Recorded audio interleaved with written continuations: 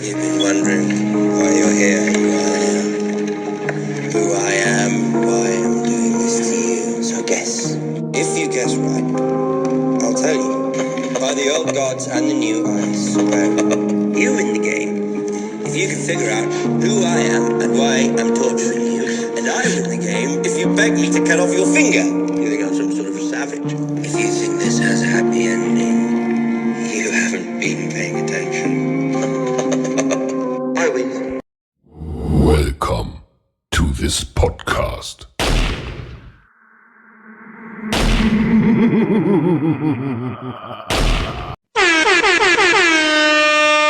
All right, welcome back to the Same Shit, Different Day, the podcast. Same shit, different day. What it do, baby? It's good, brother. We back. You already know. Episode 34. 34. Strong. Yes, sir. 34 strong. We got some good shit to go through today. The NBA season is kicked off. There's plenty of storylines coming out of there. We decided we wanted to discuss a few of these movements nowadays with all the cancellations going on. Everybody's got something to say, baby. Yeah, and then we'll wrap it. But we actually did some recording during the live stream last Saturday of Vettori versus Costa. We go over a bunch of MMA topics, all different stuff in the news. So we'll end the episode off with that.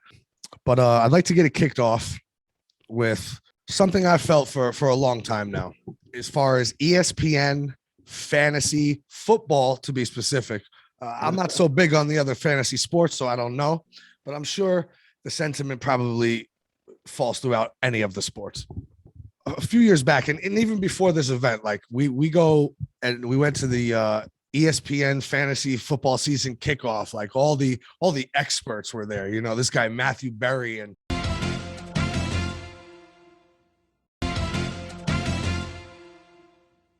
his little crew over there who have just made such a racket over there at ESPN with just giving their predictions and their fucking projected points and all this douchebaggery. You know what? I don't even want to get into it, but I swear to God, I've been saying for years, I deserve to be on that panel. Let's just put the records up. It's all on your website, cocksuckers. Throw the guru on there. Let's see it. All right, because I've been winning belts for years in fantasy football. All right. 15 strong, won multiple championships, never missed the playoffs, been in 4 or 5 leagues at once and never missed a playoff. Yeah. Did I get bumped out the first round in the playoffs sometimes? Yeah. Anybody could have a bad week, but I've put away 5, 6 championships in the bank. I'm the Tom Brady of this shit. All right, Matthew Berry, let's put fucking pen to paper and let's see what's up. I'll play a fantasy league with your bitch ass. You're taking everything I worked for, motherfucker. Hey, Diaz, son. What the fuck? You don't know shit. Couple weeks Somebody back. Sounds a little salty. See, it ain't even like that. It ain't even like that. It sound like you listen to somebody's projections. It ain't even like that, right? I'll give the quick little story. New England, they got 2 running backs, 3, I think, that they platooning over there. They always do. So I'm looking to pick somebody up because I got tons of injuries all over the place. Forget it, right? I drafted a solid team, but I got a lot of injuries going on. So here we go. I'm looking between these running backs. You got this dude Bolden, you got Stevenson. I said, okay, you know what? I'm going to take Stevenson because to me, this guy looks like he catches the ball more out of the backfield. The projection, you know, ESPN's projection is he's going to get like 4 points. So I'm like, all right, whatever. I don't give a fuck about their projections because I do better than them. So here we go. I pick dude up. Okay. I say, forget about the dude Bolden, who ESPN has projected at almost double with 8 points. All right. Granted that, you know, whatever. Fuck their projections. So as the day's going on, I'm looking, and now one thing that does stand out to me is when, you know, a projection, when it comes out in the beginning of the week, I don't give a fuck. That's whatever they could throw shit at the wall and hope it sticks for their whole career and make millions of dollars off of it. And it's like bullshit. Yeah. But at the end of the day, when something happens and a projection starts to dip, to me, it's reactionary to something that has happened. Somebody's hurt, whatever. So this dude, Stevenson, boom, you know, his shit starts dipping, 3.2. I'm like, what the fuck? What do they know that I don't know? Because I know that even though I have been performing better than they have, they're the ones who actually have the inside track on the info. I'm over here grasping at straws from whatever I could decipher myself and whatever I see. They have the inside info. They have the contacts in their phone. They know what to do. So I'm like, okay, my dude's shit is starting to drop. Something must be told of it. Like there's something going on. Belichick has confirmed to somebody he's given more, whatever. Long story short, as you know, I drop him, pick up Bolden. Bolden gets 0. Stevenson gets 19. Damn. And then to really spit in my face, I swapped them this week. Drop Bolden for Stevenson. Stevenson doesn't play and gets 0. And Bolden goes for 19. Yo. Yo. So long story short, ESPN and your fantasy experts, you can go fuck yourself. Damn. I'm better than you now. I've been better than you. And I always will be. That's it. And that's it. I hear you. I ain't really been fucking with the fantasy too much this year. I didn't jump in the league. Every week I'll throw in like a little DraftKings lineup, something light. Nothing crazy at all. But yeah, even I listen to them all morning. Not really for their projections, just clues on what's going on inside the game. I don't really listen to what the hell they say because we've been established. They don't know shit. They know as much as we do. Yeah, if not less, because I just sometimes think it's paralysis by analysis, and they have so much info. Yeah, they don't know how to sort through it as well. And I'm focusing on what I'm already liking and looking for. Fuck them. I honestly agree with that sentiment. I really kind of gave up on fantasy football a couple years ago too. You know that I always ran the league. I just didn't want to go through that hassle anymore. I'm only in this because somebody else invited me, and I said, yeah, fuck it, I'll do it. Word. So that's why I'm there, and that's why I'm playing at all, or I wouldn't be either. I would throw a DraftKings here and there, but this one, I've hit I told you we get a $50 reward if you get the most points in any week. Yeah. I hit that like 2 weeks ago, so I got part of my buy-in back already. Nice. But yeah, I'm gonna need some injuries to turn around, or shit ain't gonna go so good for me. Yeah. It's that time of the season. With the refs and shit, it's ugly anyway. I don't fuck with them anymore. But we went through this last year. Yeah. You can go check back episode 1 through 4. Yeah. And not that it's much different in the NBA, but the NBA season is kicked off and I'm excited about it. Oh yeah. I gotta say, man, like I'm not a big guy on watching games of other teams that aren't my own.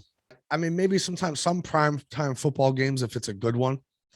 But I usually just cast a Giant game and I don't really watch every other game. Yeah. But baseball the same. Like I watch my Mets. I don't even watch the World Series. I won't watch it. I have no interest in watching a baseball game that does not include my team. But basketball, shit, man. I'll watch a good basketball game over most other things, and I'll watch an average basketball game if nothing else is on. I'll watch anything, but yeah, I love basketball season, bro. Yeah, me too. I mean, it's probably a product of just the Knicks being bad for so long that if you're not going to, I can't just watch the Knicks. If I watch every Knick game, but if I just watch them now's not the time to talk about it because they've made a nice turnaround. Yeah. For how many years it's been miserable, you have to get used to watching. Plus, I don't know, man. It's just such a sweet game to look at. Like, you see a guy like LeBron James for 19 seasons playing at this level. I don't know how anybody can hate on that. He went up against the kid that went to school with his son the other day. Yo, that was crazy. That's crazy. I think it's like one more year or maybe 2 before his son's in the league too. He's definitely going to play it out to that for sure. My thing is, can it work out for him perfectly to get his son on his team? It would only work out for him like that if his son's not that good. But if his son's like top tier talent, he may not be able to make that choice. Or he could just pull some shit when he gets a little older in a couple more years and maybe finally starts to fall off. Like go back to Cleveland or some shit and just have a season where they play bad. Yeah. I don't know, but what are your early thoughts on the way the season's been playing out so far? I mean, we got some storylines going on. Your Nets are still without Kyrie Irving. And it looks like it's going to be for the long haul. I know I said he might just end up getting it. Highly doubt that. They had the troopers storming the arena the other day. Bro, that's the funny part. It's like, yo, even they can't even. I'm hearing it's becoming a distraction too. Like they had to pause shit and delay the game at one point to like stop these people from trying to force themselves in. And you know how Brooklyn is, you know what I'm saying? They got all the hippies out there. So they're all fucking No. all the fucking anti-vaxxers are out there trying to bang the doors down.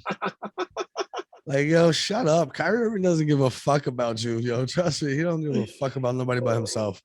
All the anti-vaxxers. I'll tell you what, from an outside perspective, call me a hater or whatever it is, I would say from what I've seen from the Nets, what's more alarming is James Harden's performance in these couple of games to start the season.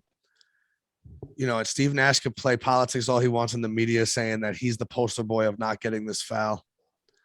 But at the end of the day, how about you just take it to the rack and shoot your jumpers with the intent to score instead of the intent to get the call.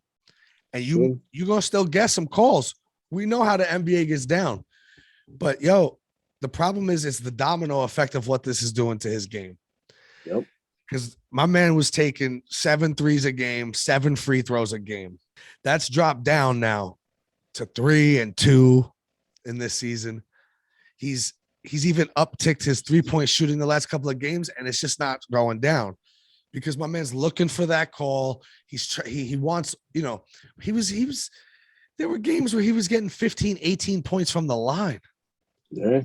That's why he was averaging 36. And then the domino effect of that is if you know he's smart enough to play the refs and do those moves, as a defender, you have to back off even more. You have to allow him some more free space to get off his jumpers and to get off his layups when he does just finish them. So now it's all domino affecting back the other way. They're not afraid anymore that he's going to get the call. So he's losing the free throws. In what you could see physically on the court, the points he's actually losing at the line, but then they're able to defend him a little harder. They know that you could get up on him now with a 3 because he can't kick his leg out at you. Exactly. That's another foot or 2 of space when he kicks his legs out, and if you run into them, you get a foul. Now, don't get it twisted. Steph Curry had a little bit of this shit too, and Trae Young, as far as I'm concerned, is right there with James Harden, but he's performed and adapted. Yep. He's played well so far. James Harden is the poster boy of this, but for reason beyond just the fact that they're not making that call. He's the poster boy for it because his game has completely dropped off the map. Like I don't think pitches with no sticky glue. Boom, there you go, Trevor Bauer. Yeah. What the fuck, bro? Like, I don't think he's cracked 20 points this year. I know it's a small sample size. We're like 3-4 games into the season, but it's fucked up. Last night they beat Washington, and look, Durant still looks like possibly the best player in basketball right there. But now all of a sudden you start to look at the rest of the team and you're like, holy shit, wait, Patty Mills was a great pickup, and LaMarcus Aldridge just played well coming back, and Paul Millsap is what he is. But when you lose Kyrie off of it, and now James Harden is essentially a shell of himself, they don't start to look as deep as anymore. Like the team currently constructed, I'm like, Milwaukee washes them. We spoke about this offline, man. I thought you jumped to conclusion a little too quickly, though. Nah, you ain't down the ride, nothing. But this guy had a Knicks shirt and hat on when we started this podcast, and I shamed him into changing because I walked off. Fraud. That's the truth. I should have hit record. I walked off and refused to let him put that juju on us. I refused to allow him to put that juju on us. You see the Nets, how they're crumbling right now? Let me tell you what that is. Brooklyn. That's your man over here. Fanhood. That's your man.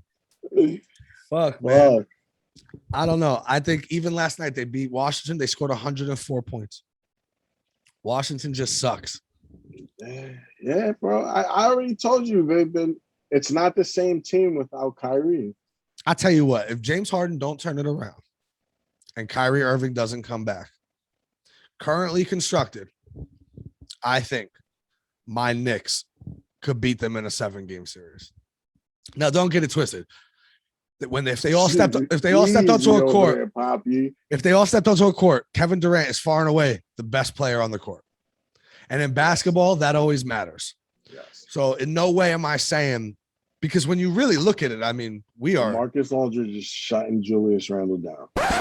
Who the fuck is that guy? You better stop. You better stop it. Are you out of your fucking mind? Because beyond Kevin Durant, we have 2 teams of depth. We are deep. We are deep, yo. And we with Mitchell Robinson back looking fucking.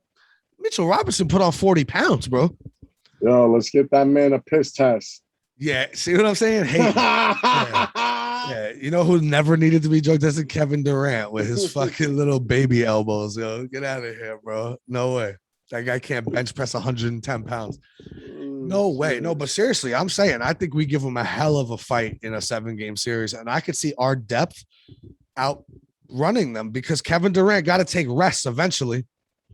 And if James Harden can't do no better than 13 points, and you're going to now tell me LaMarcus Aldridge and Patty Mills turn from, wow, those are good additions to a super team, to like, those are your fucking starting 5 guys? Get the fuck out of here. No way. See, that's totally different. Now, Kyrie Irving, Kevin Durant, and James Harden, you add LaMarcus Aldridge and Patty Mills, Paul Millsap, that's nice depth. Right. But you knock those first well, now Patty Mills, who I have a lot of respect for, but now is the starting point guard. So now he needs a rest at some point too. And then who comes in behind him? So now and then you got LaMarcus Aldridge and Blake Griffin out here like as your fucking 4 and 5. Stop it. Our boys are young. They can run. We got veteran leadership with Randall, D Rose, Kemba.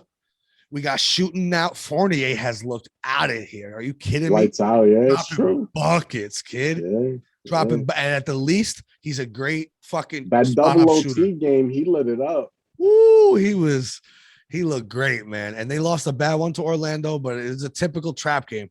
I'll tell you the truth. I woke up that morning. I went to Bleacher Report. And I go, Orlando. Why are we playing them again? Yeah. It must be something with like they do shit like that in the NBA sometimes, but it would be more like you going on a road trip to Florida, you're going to play Orlando, then Miami, or you going to Texas, so you'll play San Antonio, Dallas, and Houston. Yeah. And I know that they do the home and home sometimes, but like, I just felt like again. That's a wild home at home. Yeah, like again, like 2 days later against the same team. I didn't like that. I didn't like it from the beginning. And I was like, that's why I didn't even look at that game that night, because I was like, nah, fuck that. I'm not throwing nothing on them because I don't trust them. I love my Knicks and I trust them. But it was a trap game. It was like something you can't get up for because you dominated them 2 days ago. So true. And now it was at home. And it's like, I didn't like that game. I didn't like it at all. But they look strong and they look deep. And I'll tell you the truth, currently constructed, I'm no longer afraid of the Nets. That's good. I don't want to avoid. I would love to see a nice fucking 3-6. Maybe Brooklyn still gets the 3 seed. Knicks grab the 6 and we play in the first round. Oh, I would love it. Because do you see the Garden? The Knicks win 2 games. They're outside chugging champagne in the parking lot, bro. Fucking screaming like they lose their mind, bro. There's nothing like that shit, man. It's true. Outside of that, the Lakers have looked like absolute dog shit. Yeah, man. I hate to say it, but they ain't gelling. There's nothing to hate to say. I love Carmelo Anthony. I'm a big LeBron James fan. I'm a fan of Anthony Davis. Melo. Come on, y'all telling me 3 years ago nobody wanted him? Dwight Howard was about to punch your man Anthony Davis in the face. Yeah, all right. Dwight Howard got thrown onto the bench like a little baby bitch. I didn't even know Anthony Davis had that in him. But Dwight Howard's a clown, bro. I always said that. That was the most undeserving dude of a fucking championship in that bubble season. I was like, yo, I hate that he got one. Damn, son. Mad undeserving, bro. I don't like him at all. That's fucked up. That's actually a good transition. So the NBA has dropped their 75th anniversary team. Oh, and there was a tie in the voting. So actually there were 76 players actually listed on the list. What do you think? I'll put it up while we're doing this. Obviously the graphic will be up. Yeah. I don't want to go through every fucking name on this list, but some standards here, Kareem Abdul-Jabbar, Ray Allen, Giannis, my man Melo made it, Charles Barkley, Larry Bird, Kobe Bryant, Wilt Chamberlain, Steph Curry, Anthony Davis, Tim Duncan. Who voted on this list? So I think it was writers, former players, it was like media members, former players, coaches, Okay. a whole All right. yeah. Tim Duncan, Kevin Durant, Dr. J, Patrick Ewing, and Clyde Frazier, Kevin Garnett, James Harden, AI, LeBron, Magic, MJ, Jason Kidd, Kawhi Leonard, That's a wild list. Damian Lillard, Karl Malone, Pistol Pete, Reggie Miller, Steve Nash, Dirk Nowitzki, Hakeem, Shaq, Chris Paul, Gary Payton, Paul Pierce, Scottie Pippen, the Big O, Dennis Rodman, John Stockton, Isaiah Thomas, Dwayne Wade, Russell Westbrook, Dominique, James Worthy, whatever. There's more. I skipped a lot of the real legends, but I gave you a big amount. No Kyrie Irving, no Klay Thompson, no Dwight Howard. I could understand the Klay one. I wouldn't have been mad if he was on it. I'd want to see him on it, but I could understand that. The Dwight Howard thing.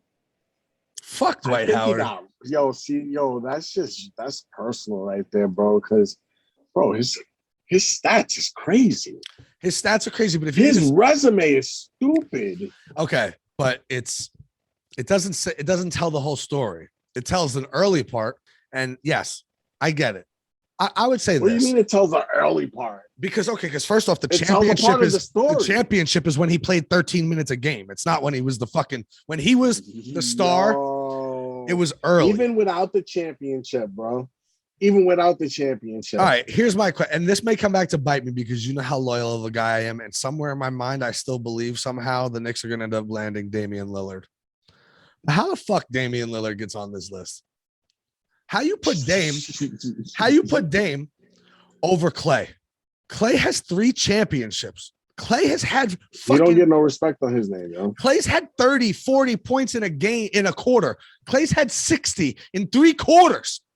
Y'all forget about Klay. I've been screaming this since my man got hurt. Yo, I have never been so passionate about a non-Knick player that I want to come back and fucking decimate this league. Like this dude needs to come back and teach them, what? What?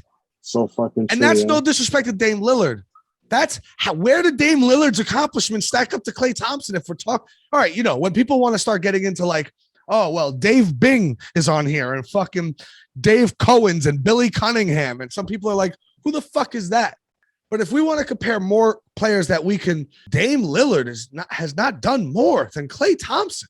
And let's go another generation back, all right? Because my question really also is, how much of this is like about your stats?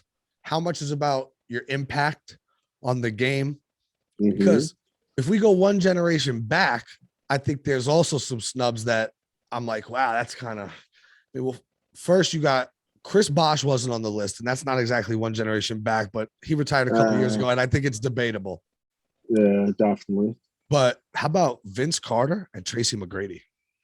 Yeah, that's the one I was going to get at. The Vince Carter one, it's hard to say, he was always there in the big moments, but resume don't.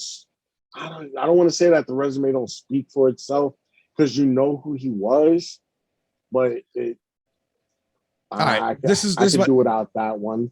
Let me ask you this. T-Mac one I didn't like. Let me ask you this. When it comes to, like, let's say T-Mac. Let's say I want to focus on T-Mac, right? When it comes to T-Mac, obviously the knock will be not only that he didn't win a championship. He had a little run in Houston there with Yao Ming where they were decent, but like most of his career, as great as he was, his teams were fucking terrible. Horrible, bro. Like, you played with the Orlando Magic just so you could play with T-Mac. Give him the ball every single time and drive. And get 60 because like his teams were terrible. So I would say, but I would ask you something, right? Like what if we're okay, so if it's based on success and impact on the game, how is T-Mac not on this list above James Harden? What success has James Harden had? Okay, he's won a couple scoring titles. His team was better for a while, but actually, if you want to put it that way, the teams that he had, if you put T-Mac on teams that deep, give him a guy like Chris Paul, oh my God. Oh my God. They would have beat the Warriors, or they could have at least. So what has James Harden done to get him on this list above Tracy McGrady? And I would say when it comes to impact to the game, T-Mac was a whole nother impact, bro. How many of them Orlando jerseys you seen around New York? Come You on. already know. Yeah. The black joint? Yes, sir. What? Shit down to dude's knees.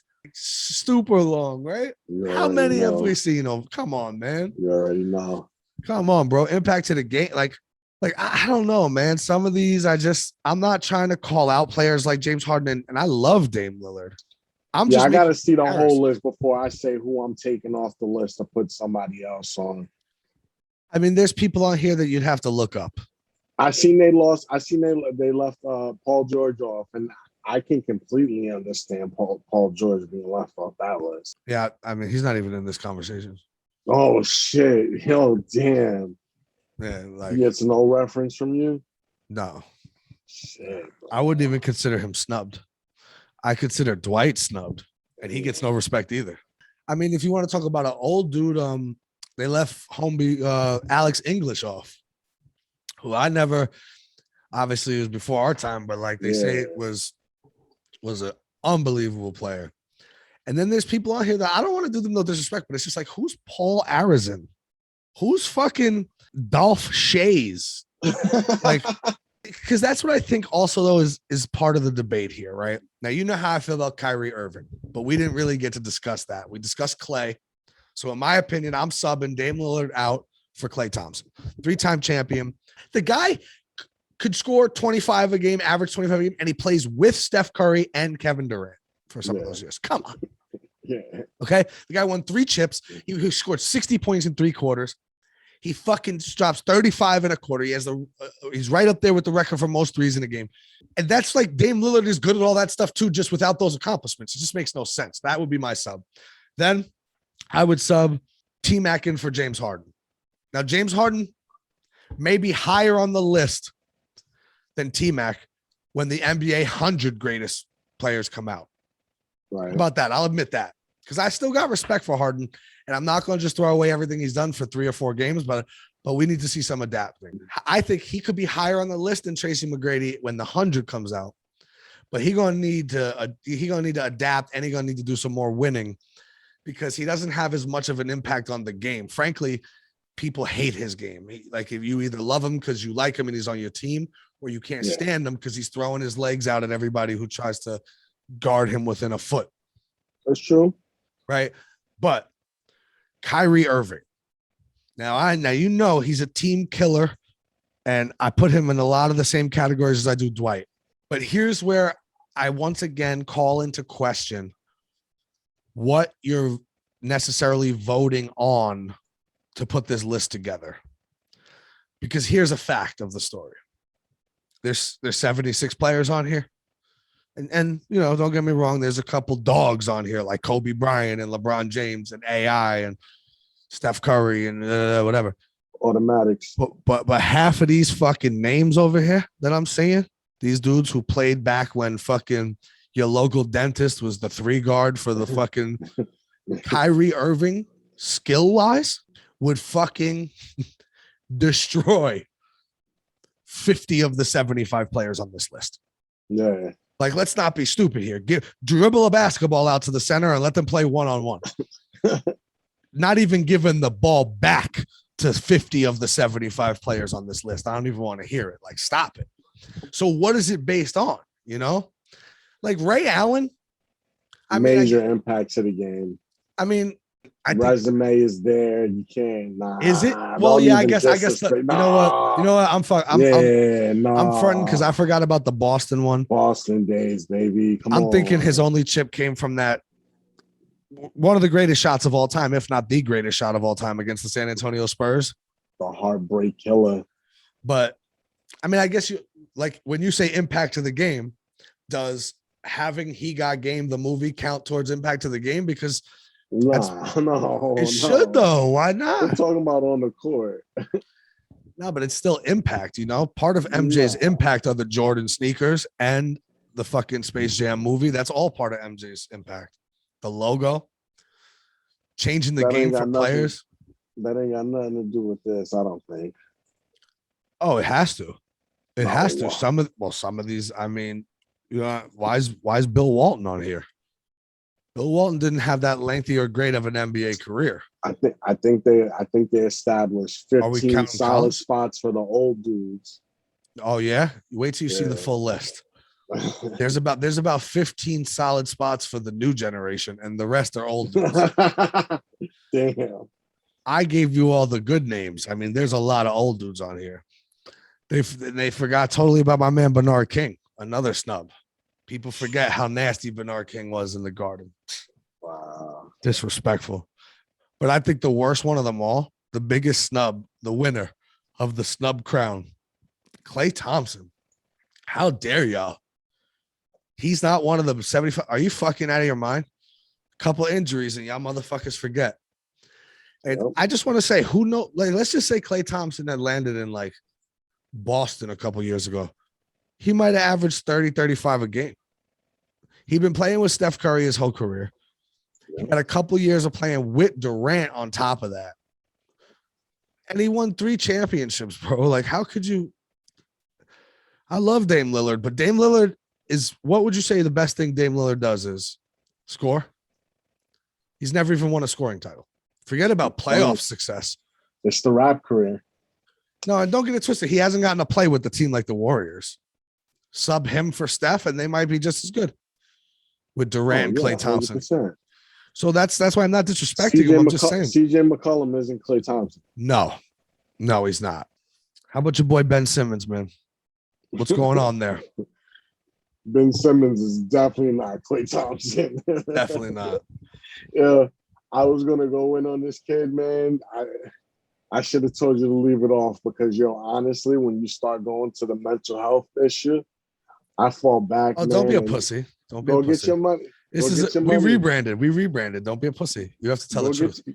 Go get your money, my guy. Mental issues, my dick. There's no mental issues. Get the fuck out of here. He found the loophole. He's smart. Found the loophole. Yo, y'all not gonna pay me. Y'all gonna continue to find me. Hold on. Wait 1 second. That's why everybody in I'm not this feeling league, too good mentally. that's why they all hate Rich Paul. Yeah. It's like by any means necessary. He gonna get out of there. That mental health shit was slick, though. That mental health shit was slick. I'm not here to disrespect mental health. I'm here to tell you his mental health is a crock of shit. Yeah. In this case, this is all a fucking play to get his money, man. And that's why Ben, even Embiid had to come out and be like, he's still our brother. Yeah. Nah. Yeah, that was nasty right after fucking talking about, yo, don't ask me about that, man. And you know he stands by that, but this is different. This is what it is nowadays. This is cancel culture, my friend. Exactly. And that's what everybody's getting canceled nowadays. Everybody. Doesn't matter. Fucking Michael Myers was canceled. This shit doesn't even make sense. For what? Bro, sometimes I read these things and I go, nah, they're kidding. They can't be serious. This isn't the actual conversation. Michael Myers killed a gay couple in his movie, and now he's clearly homophobic, and they need to cancel him. I think he killed a lot of people in that. Yo, Michael Myers been stringing bitches up by their titties since 1976, and y'all ain't said a word. Y'all ain't said a word. He kills one gay couple, and y'all want to cancel the movie? This is what Dave Chapelle was talking about. Another one y'all tried to cancel. Very true. You seen Dave Chapelle come out yesterday and say what he said? Fuck them. I love it. Don't let you censor nothing, man. Nothing. You can't cancel the uncancelable. You understand? That's like me, bro. I'm uncancelable. Right. That's it. Because I don't give a fuck. Joey Diaz, straight up. That's it. Joe Rogan. Let's go. You can't cancel motherfuckers who don't care about your horse shit. And so much of this is horse shit. Michael Myers is homophobic because he killed a gay couple. Not for nothing. Let me say this as a white guy, right? I agree with Dave Chapelle. That shit is fucking, and his shit was probably, as he is a comedian, it was probably just a joke. Well, I'm here to say, I agree. How did gay people win the fight that black people have been fighting for 475 years in like 6 years? Are you kidding me? In like the early 90s, bro, you got beat up in a park for being gay. It's true. We came 20, 30 years. You can't even kill these motherfuckers in a movie now. Oh, wow. But you could still beat up somebody for being black. Shit is wild. Shit is wild. And that's all he was saying. They're trying to cancel him on two fronts. That one, why are you comparing the fight? Easy to say from the side that got through the fight in 7 years. It's true. And not as easy to say for the side that has been in the fight for hundreds of it. Yeah. You know what I mean? It's just like coming from such a horseshit perspective. Like, go fuck yourself. Because it's fucking movies, bro. You could still drop N-bombs in derogatory slave manner in movies. Yeah. But you can't whack them because they gay. What does that have to do with anything? Michael Myers been chasing children and women through houses for fucking 45 years, bro. Yeah. What are you talking about? Like, you just want to cancel everything. Y'all just need something to do. They need to. That's why they got to get back to work. You kill Big John and Little John. It's all over. For you. What the fuck? Why does this guy remember the characters' names? It's just unbelievable, dude. It's unbelievable to me, and I'm sick of it. I'm sick of it, just like Dave Chapelle is. I'm sick of it, like all of them are, yo. Can't we just live? Can't a comedian be a comedian? And when somebody says some shit that's fact, it just is fact. It doesn't matter. Like I hate that shit. This like, I'm gonna shut you up with outrage. It doesn't matter if what you're saying is true. I'm gonna shut you up by being outraged, by running our mouths on the internet and fucking protesting out the Barclays Center. Like, just shut up and go back to work. Yeah. They got to cut this unemployment shit off so people could have to go back to work. Word. They have too much time on their hands since the pandemic. They've lost their mind. Everybody spent a year in the crib like a fucking mental patient. Yep. Then got released back into society and they don't know how to act. That's it, bro. That's it. It's so true. You could see it every day. You go to the supermarket, you could just tell people don't know how to, like, what should I? All right, well, today there's masks. Tomorrow there's no mask. Stand 6 feet away. Is that 6 feet? Should I bring a ruler with me to make sure? Is it, how about you just don't fucking sit in my back pocket while I'm waiting online to exit out? I've been asking y'all that for 25 years. It didn't just start with COVID. All right. I've been asking y'all for 25 years that if I turn around, we should not be nose to nose, you motherfucker. Just back up. God forbid you got a smoker's cough. You can't even sneeze out there. Nowadays, I'll be in a store, you get on a line, there's 8 people on it. Only 3 people gone, but the sneeze is so bad, you got to leave. You're like, all right, fuck it. Fuck it, I'm going outside. Go back inside. You 9 again. Like, oh, fuck this, man. This is some bullshit. You can't even do you can't clear your throat. No. My man got the vid. Came up right here without his mask. I don't give a fuck if he vaccinated.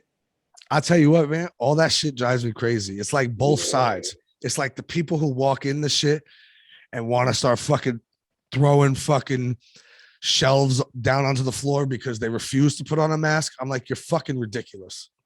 It's true. And then the people attacking people who refuse to put on a mask are just as equally fucking ridiculous. Just mind your motherfucking business, yo. Said, don't say nothing to me. I won't say nothing to you. You got yours on? If it concerns you, you have yours on. First of all, don't talk to me about, well, that's not how it works, because neither is what you're doing. So we're not going to talk about how it works. We're just going to talk about appearances, which y'all all like to do. Do you have yours on? So mind your fucking business and walk that way then if that person doesn't have theirs on. It's none of your business to go tell them to put it on. Yeah. You fucking weirdos. Oh no, this is dangerous now. Yeah, like half the people who served y'all McDonald's fries didn't have AIDS. Shut the fuck up. Like, you don't know nothing about who works back behind the Five Guys counter, bro. All right, so stop it. He's flipping your burgers and he has influenza. You didn't know.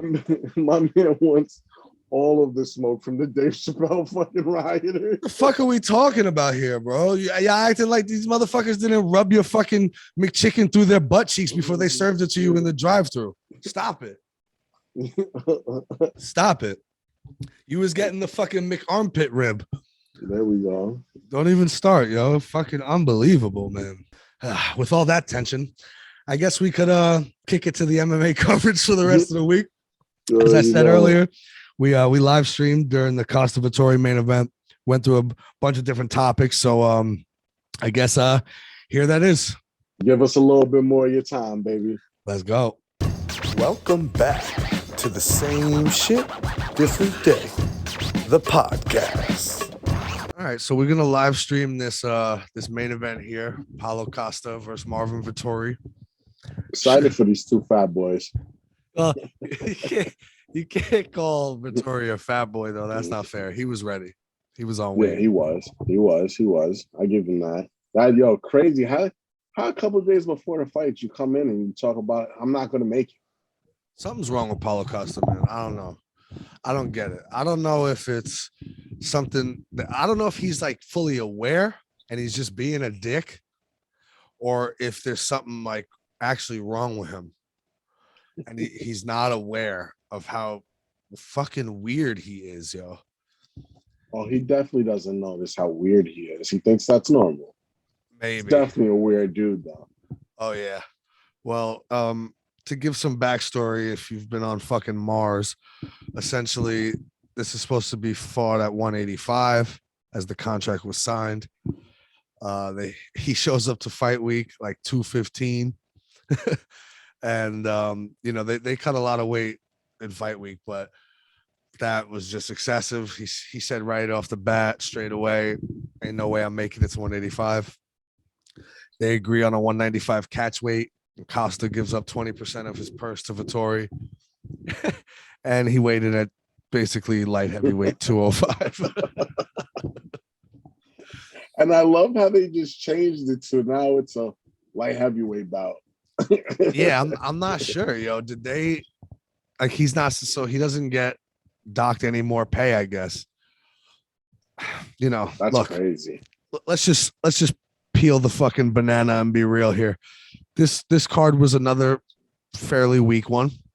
It wasn't as weak as they've been the last couple of weeks because the main event was pretty good and the co-main wasn't so bad. Right. But it's still a weak one. And if this fight got canceled, can you like what would you do here? There is no carrying on. No, there's no. So no, not without that one, no. But see, that's my point is where I think Costa's I'm almost starting to be convinced that with he had the dropout against Cannonier last minute where Gastelum stepped up. And now he pulls this shit. I just think after catching a couple pump strokes from Israel Adesanya after the fight, in which he looked completely outclassed and got destroyed, I don't know if my man wants to get back in there with him. And I think he's almost trying to get cut. No. I'm serious, yo. And yo, don't get it twisted. That's the plan. If he loses this fight tonight, the UFC could very well cut him. Look, we've discussed offline about the contender series and how Dana seems to be just funneling in this new talent. Damn straight. There's a reason for it, man. Look, with that ESPN deal and everything being secured, they're no longer concerned about competition or anything like back in his day with his boys, with the Fertitta brothers, that they would have been looking to buy Bellator eventually and close them down. Yeah. They have no interest in that anymore. They don't care about these guys going over there. And frankly, the word is out. Like if you go over there, you could make money, you could be successful, but no one's ever going to consider you the best. You'll always be second class. Absolutely. Yeah, it's true. We saw that Jan Blachowicz and fucking Corey Anderson had a little back and forth. Look, man, I'm sorry to say it. You got to agree with what Blachowicz said. You got KO'd and you ran to Bellator. You cannot go over there and then start saying you're the best light heavyweight in the world. Don't say that. You can't say that. It's not valid. But does Paulo Costa care? Because at the end of the day, when you're looking down at the tunnel, and in order to become the best middleweight in the world, you'd have to beat Israel Adesanya. That means it's already unobtainable. So you might as well go to Bellator, beat up on fucking cans, and make more money than you're probably going to make in the UFC. Now, it's true, but I don't think he's going to be going over there to beat up on anybody neither. I mean, that's not my official prediction for this. I'll tell you what. Marvin Vettori is a decent fighter, but would lose a spelling contest against a brick. I mean, my man, remember when my man wore his shorts backwards in the promo? This guy doesn't know how to put his fucking shorts on, bro. He's retarded. This is the fucking culmination of the lowest IQ between two main event combatants in combat sports history. Oh my god! But so fucked up, yeah. I would watch out for Costa at 205, throws dangerous strikes. Yeah. Obviously, Vettori is gonna look to Italian bull him and take him down and hold him there for 5 rounds. Which is what he should do. Probably, yeah. But that's gonna be it right there. It's a clash of styles, Which one's gonna persevere, basically. That's what we'll see.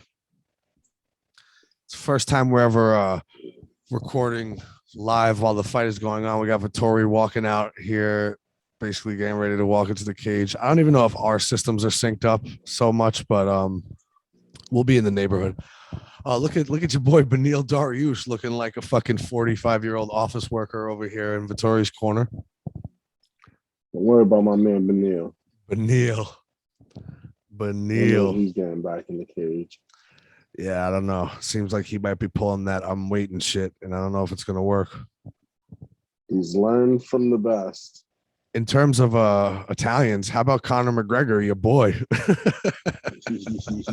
Yo, honestly, there was a certain point where it was just like, all right, man, stop bringing his name up. But I think he's asking for it, bro. He wants to be in everybody's name. He wants to be brought up everywhere he goes. Whether it be America, whether it be overseas, it's just, bro, just take a chill pill when you go out, man. You're rich. You don't need all this. He don't need to be giving out free smoke. Yeah, right. Free smoke. Shout out to Andrew Schultz. But see that? Yeah, I get it. And I don't know, man. I'm confused because when a lot of the shit that's happened here, I've told you, I've kept that narrative that my man comes from a tough background. He's a bit of a, just because he's Irish and he's white, you don't look at him. He's a thug. Yeah. My man is a thug. Yeah. Let's get it straight. He's a thug. He deserves it just as much as anybody else, the moniker. And he's a thug who you gave money, tons of money. My thing is, you're 100% right about his attention seeking. I wouldn't deny that. I would just say you can get attention doing anything because you're Conor McGregor. Why is it this type of shit? And even as a thug and a guy who comes from a rough background, and look at Costa walking out looking fucking furious. What's wrong with this dude? Oh my god, the Brazilian Hulk. He's got so much steroids in his system right now. Look at this. He is fuming right now. Oh, it's juicing. It's oozing out of my butt. Trend. Oh my god, the testosterone. We'll see. But yeah, man, I don't get it. I don't get it with Conor. I don't understand putting your hands on people that are civilians and shit. Like, I understand. I think it goes without saying that for sure. The problem with my man is he built up who he is, was built up as a dude who beats people's ass and makes tons of money. And I think it's become cool, sort of, for the public and for civilians to probably try to be disrespectful to him, and even going back to the MGK shit. Okay. And Conor seems to be losing a hold of that allure of who he was. Like I'm fucking like when he first started getting rich and famous, he's probably in these circles and all these famous people are like, they're like in awe by him. And he probably couldn't believe that. Cause it's like, 4 or 5 years ago, he's on social welfare and he's in awe by them. And now they're equal in terms of money, but like when they're in the same room, a guy like that who you know is just like a trained killer, badass dude, kind of trumps that when your money is equal, right? So now I feel like people like civilians and celebrities are like, nah, you're kind of a dick. And you know how everybody goes with the flow of the way things are in society and shit. And I feel like they're like, it's cool to be like, yo, fuck him. Like, I don't, and he's like, you ain't gonna disrespect me like that. And let me show you this left hand. Whether you're fucking. But that wasn't the case this time. Do you know the full case? I don't know the case. I heard that he got upset because the dude denied an invitation to the baby's not baby shower. What do you call it? Baptism. He's getting the baby baptized out there in Italy or something. And yeah, his babies were getting baptized at the Vatican. The guy denied his invitation to come, DJ his party. And he said, all right, motherfucker, taste this. Oh, shit. I don't know, I'm man. saying a little bit too much sauce, bro. A little bit too much sauce. The proper's got to be put down at a certain point, man. That's day probably drinking true. is not cool. Yeah, that's probably true. You're right. You see what happened with Tony Ferguson and him? They just went back and forth. And Conor just towing that line, man. I don't know. But, I mean, we're about to get this main event kicked off now. These two are glaring at each other across the cage. This is not Bruce Buffer. But we got somebody in here making this announcement between these two.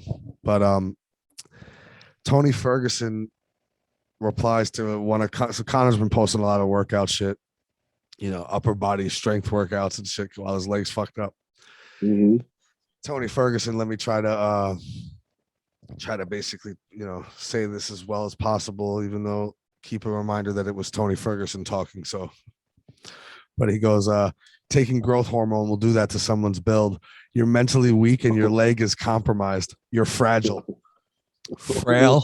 frail and breakable.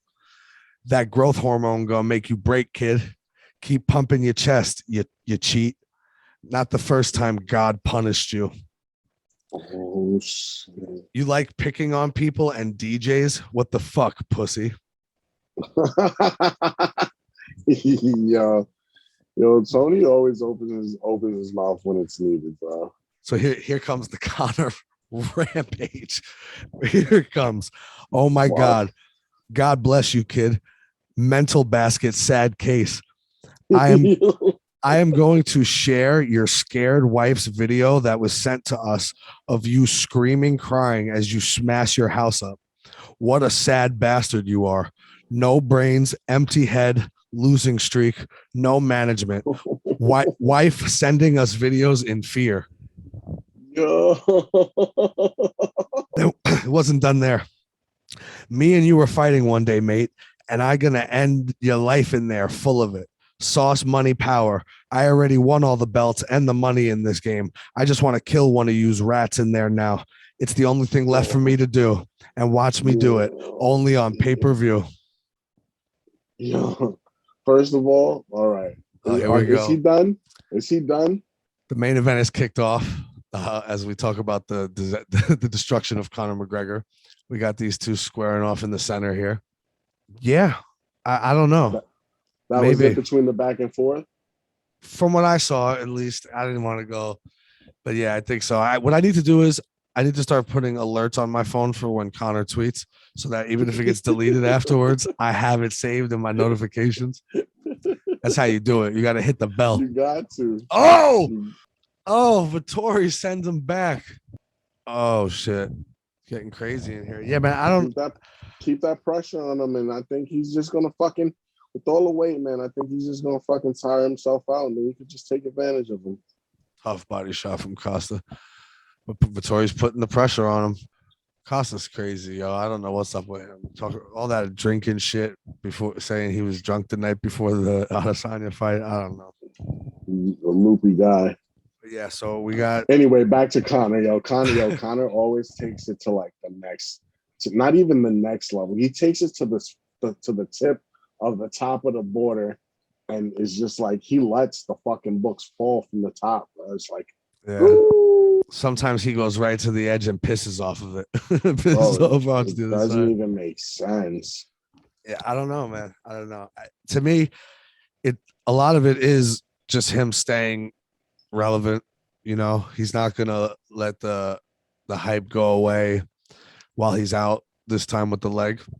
It's the mental stuff. It just doesn't seem all good to me.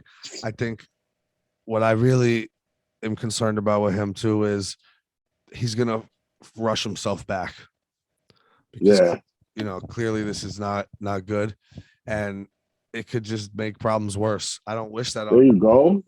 Nice little combo by Vettori. Yeah, they're fighting at least. No takedown attempt, son. No, they feel full though. You know, they didn't have to cut all that weight, even though the 185 to 205 jump is huge. I always kind of thought they should put a division in between there too. Like 155, 170 is big, but I don't think it's that There you crazy. go. Oh, okay. Yeah, don't really too much. Just sitting here looking up, but basically, then Nate Diaz tweets out a photo of Tony Ferguson, which is pretty cool. I think I could actually see that getting matched up. Who the fuck wants to see that?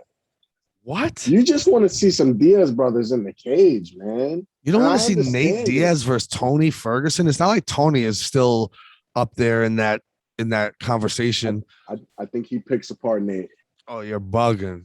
Nah, That one picks him I apart. actually go with Nate. I think that one I go with Nate. Tony's too sloppy. He don't have any boxing.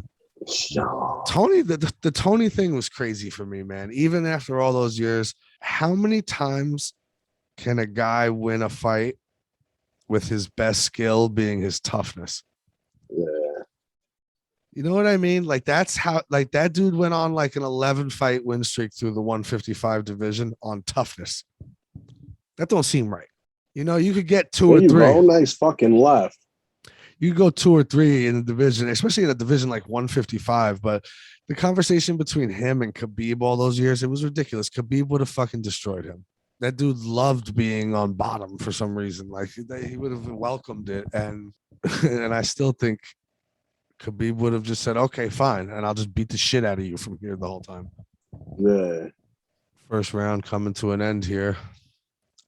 Paulo Costa still sweating and huffing and puffing like he's Yeah, hard, breathing hard. I like it. I mean, dude, like he's supposed to be full right now. You didn't cut any weight. It's too much muscles. It's not a good look for him. He didn't put it, you could tell he didn't put in any effort into the training. I love to hear what his excuse is going to be because he said he wasn't going to tell anybody till after. Well, what's going on with him? So I can't wait to hear about that. There's something wrong with him, bro. In the pre-fight, he told Megan O'Leary that the contract he had was for 205. But I don't know. I'm pretty sure what that means. Like in some Paulo Costa language is that they probably re-signed a contract today for a new bout because you can't. I don't think the commission will allow you to miss by 20 pounds and still fight. Yeah. Like there's a certain limit where they let you do the purse, like whatever you lose 20, 30%. Right. You can't just come in at fucking 250 though. Like, you know, and this guy coming 20 pounds, I think would have got the fight canceled. So I think the UFC had to So Paulo Costa dead serious came out and fucking said that his contract was for 205 because he received a new one this morning just to make sure that this fight was going to go on. He's like a fucking, I don't know, man. Something's wrong with him. And he could be so dangerous too. Marvin opened up round 2, still aggressive, pressuring him. But those body shots, you better watch out. I'm surprised Marvin hasn't gone for more takedowns. I'm shocked, really. The thing about this is it's tough because this is like, these are two guys at the very top and like the top 5 of the division who both shit, Vettori out there looking fucking scared. Ooh, shots to the where's body. all the wrestling though? Yeah, I don't know. He better stop eating these. Yeah, where did Vettori's wrestling go? I don't get it. He just wants to fight him, I guess. You catch that? You catch any of these fights on the lead up to this? Jessica Rose Clark. She basically just like the commentary destroyed her the entire time because she was really just controlling a lot. But I thought she was a good bet for today. She was a small only fight I favorite. caught. I really wanted to catch was the fight from early in the prelims. Morales and that other kid from Brazil, De Silva, I think it was. Yeah. They were in the face-off yesterday, and they got a little choppy. And my man sat him down on his ass and slept him. It was pretty good. Fedor returned today, too. Fedor fought for Bellator today. Yeah, well, I seen he was fighting today. I didn't have any interest in checking it out, but what happened with him? Listen, he turned down a fight with this was funny. He turned down a fight with Junior Dos Santos, right? They said that they were going to match up Junior Dos Santos versus Fedor, and he said, nah, he didn't want to do that because he wanted to fight the truly elite in the division because somehow Tim Johnson is ranked number 2 in Bellator's heavyweight division. There we go. There Oh. we go. There goes the takedown. Okay. Where's this been at all day? And he did it with ease too, so it's kind of surprising. It seems Right, so fucking easy. yeah. Yo, how Fedor. Paulo's still bald? Didn't he just give us an intimate look through his Instagram of him getting hair plugs a couple weeks back? Whoa, what happened here? Oh shit! Wait, whoa. Oh, Where'd that go? He kicked him in the dick. no, man, nasty eye poke. Oh shit! Look at that. Stuck them fingers out too, right in his shit. Mm-hmm. Oh yeah, but he ate a body shot too. Let me tell you, that eye poke hurt a little bit more once that body shot landed. And if anything, he's just giving this guy a little time to breathe. He probably shouldn't.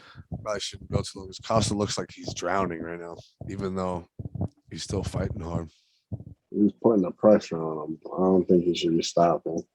Yeah, Fedor is bugging, whoever the fuck this guy is that he fought today, but did he get through him? Tim Johnson is a journeyman fighter who's been around for a while, and no disrespect to him, but the UFC's heavyweight division is light. Like you get out of the top 10, and all of a sudden, even top 10, you're like, some of those guys at the end of the top 10 are a little what? So imagine now where Bellator is then in the heavy, so being ranked number 2 there is like, that and 250 gets you on the bus. It was super intentional. Although this ref better watch out that this Paulo Costa doesn't strike him because he's something wrong with this dude. This might not be the right time to start taking points, bro. Oh shit! This dude ain't all mentally stable right now. Damn, that's fucked up because I actually was saying, Costa might have won this round. Well, then it would be 9-9. Yeah.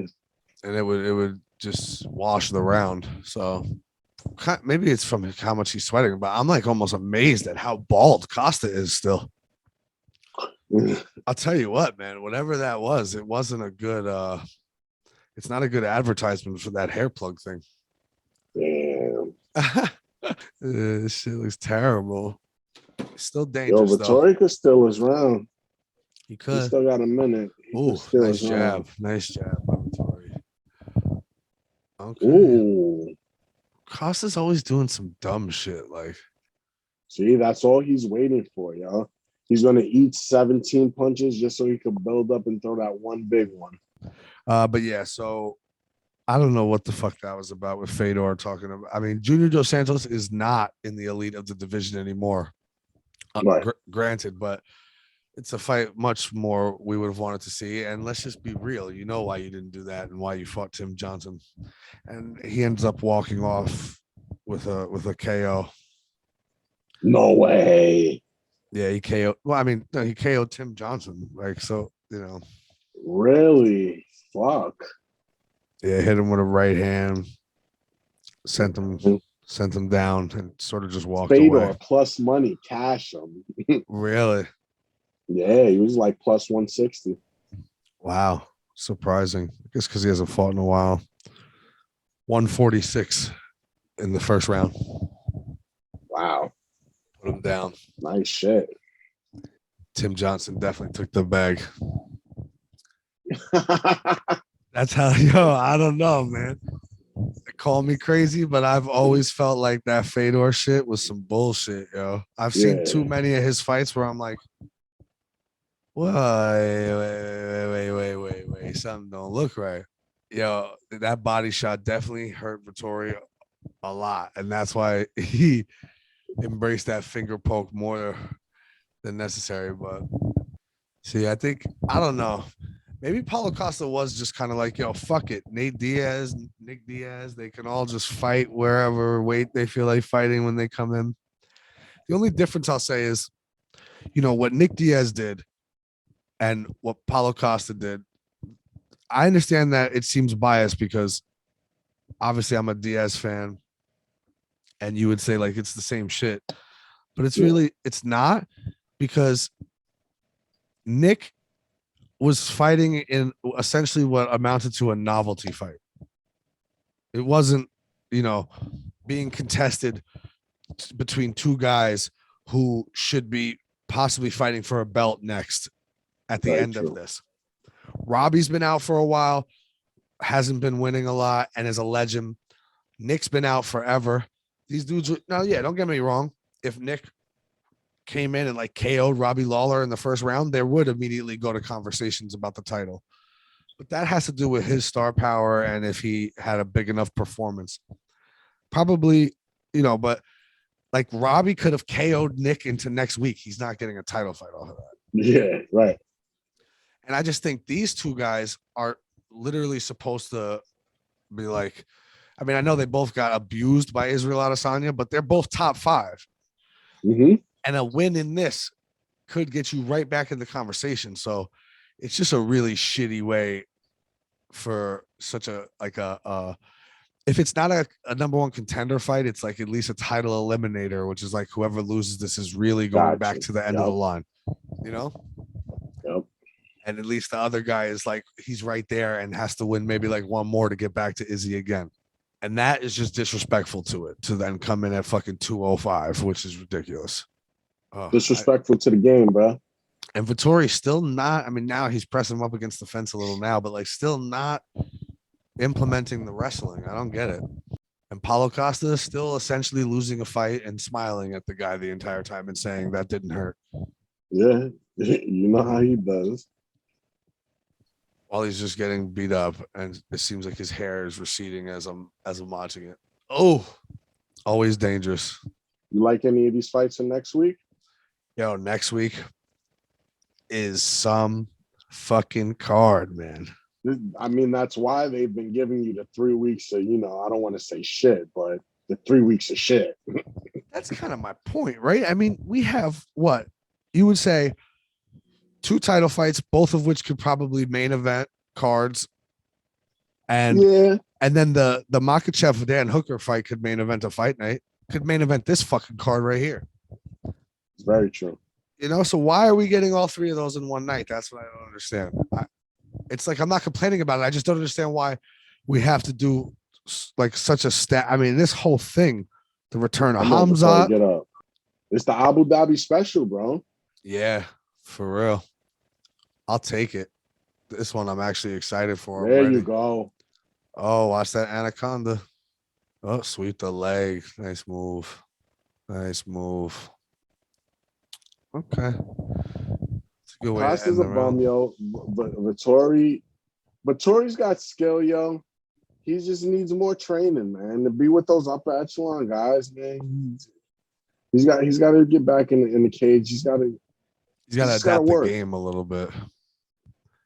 It's got to work. I don't know. He just doesn't have any power. I think that's his big problem. He's a good wrestler, but if he can't implement the wrestling, it's tough.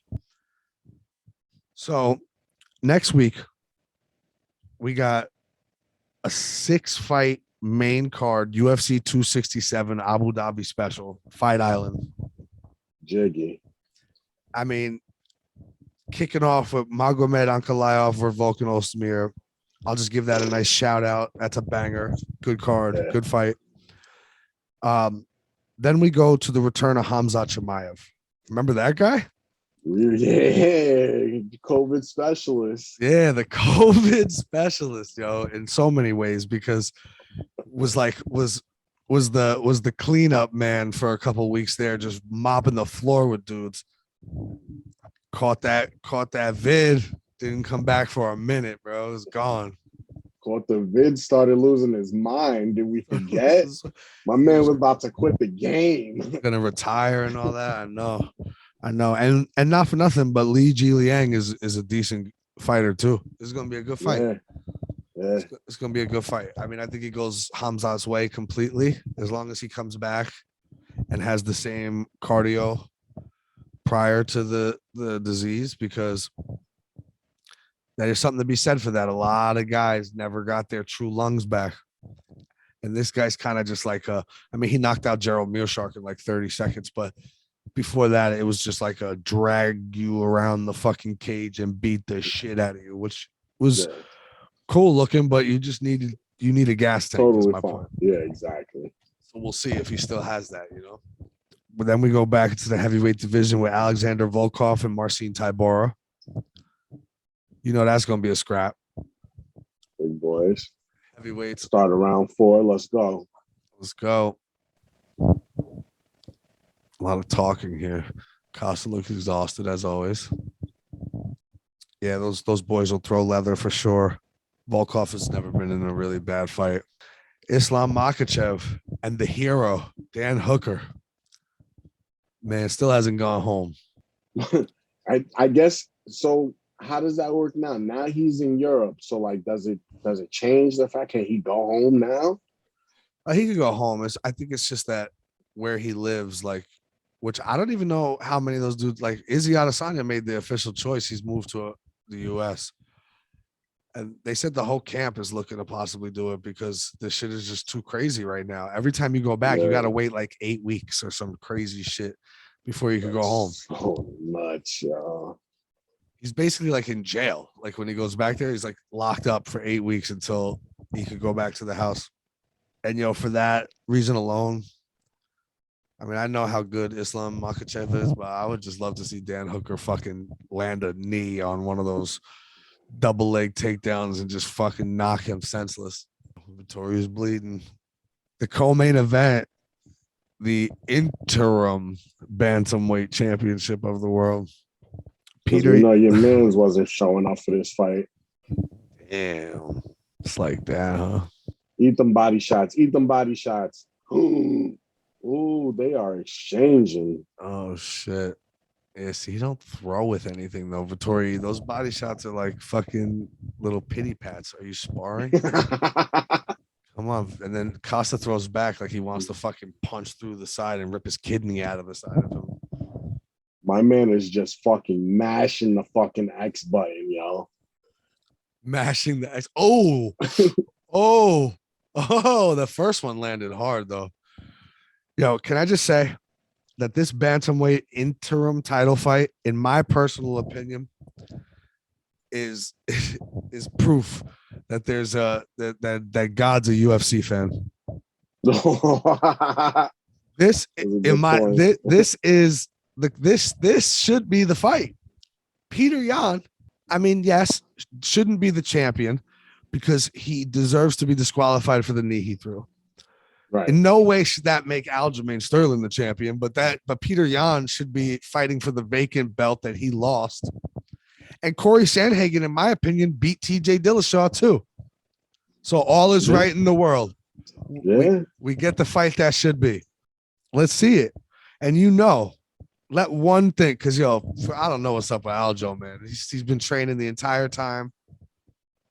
He himself, from his own words, said he's not hurt. I really don't get it. I don't get it. And I think sooner than later, they're going to end up stripping him and making the winner of this fight next week the actual champion anyway. That'd be something else. One more bullshit little instance. I mean, he's training at like the UFC PI right now. Yeah. And should be fighting. Talking about putting in hard rounds and shit. Like, I love Sandhagen, yo, and he's a fucking warrior. But I just think Peter Yan was just he's coming back with a vengeance, bro. He wants his belt back. No, I really, really like Corey Sandhagen. I wish he would win it. If the circumstances weren't the way they were, I'd say Sandhagen has a fighting chance. My man is coming in to break somebody's fucking neck. He wants his belt back. I think he gets it. And then I guess you got to do him versus Aljo again. I'll tell you what, Aljo is, and I don't even think it's a smart choice because I honestly don't know if they ran that back. I know it won't look like it did the last time when Aljo just sliced through Sandhagen in the first round. That was one of the most surprising shits I've seen in a while.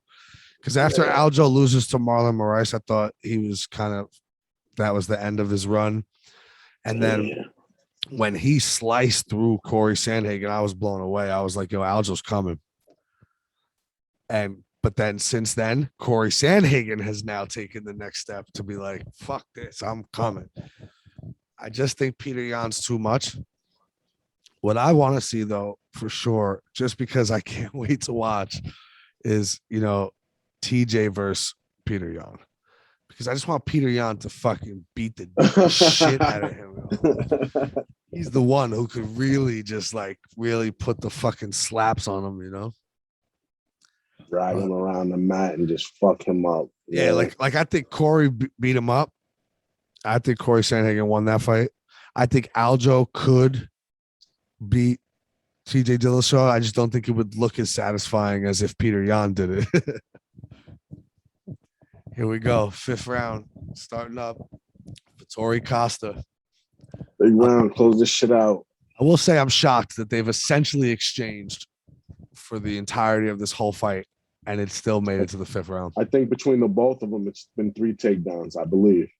Oh, I'm shocked. I thought I could see it going to the 5th round and Vettori dominating with the wrestling. I'm just shocked that they've exchanged the whole time. I don't know, man. Paulo Costa talks a big game, but does he ever really fucking show up anymore and fucking destroy somebody? There you go. At least Marvin Vettori got his shorts on right this time. The main event next week. Danbury's own Glover Teixeira. The people's. It's got to be it for him. I don't see him going another fight after this. It's got to be it. Either he wins this belt. I think he might even retire with a win. I know he retires with a loss. He got to. But Jan Blachowicz, the new fucking reigning king of light heavyweight, out here talking shit to Corey Anderson's titties. Oh, take him. Oh my God, come on. Oh, they are throwing. Oh, fucking wore Vettori down. Oh man, come on.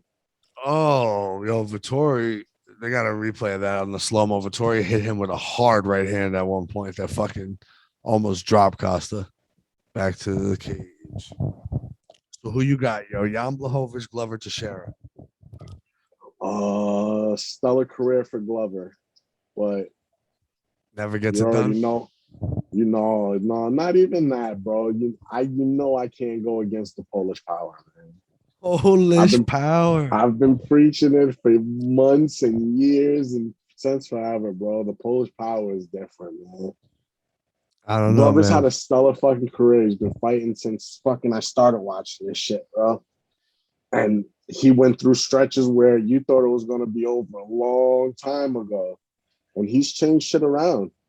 Proud of him. Good shit. Yeah, I mean, he originally used to train with Chuck Liddell, and he was like a sparring partner for Chuck, and that's the first time I ever heard about him. Yeah. And he got to the UFC late.